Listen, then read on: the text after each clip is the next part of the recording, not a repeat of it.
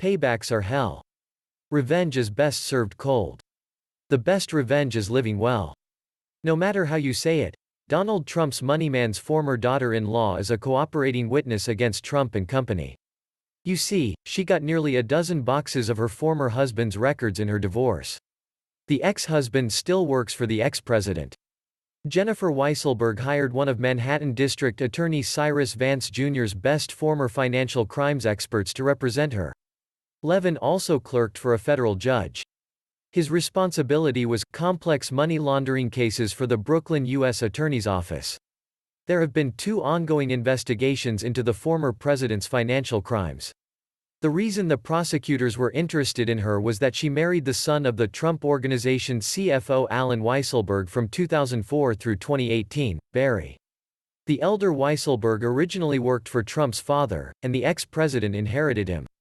The Manhattan prosecutors really want to flip Trump's moneyman. They have even offered him immunity. Earlier, she had spoken to the Business Insider saying that she had given the DA's investigators and the New York State Attorney General Letitia James 7 boxes of documents. She still has a couple more of them that might help these prosecutors. They consist of bank account information, property records, and credit card records. In a wise move, the former daughter-in-law hired attorney Duncan Levin right after the investigators contacted her last September. Weisselberg hired Levin to do his own investigation into those other boxes as the official investigators did so.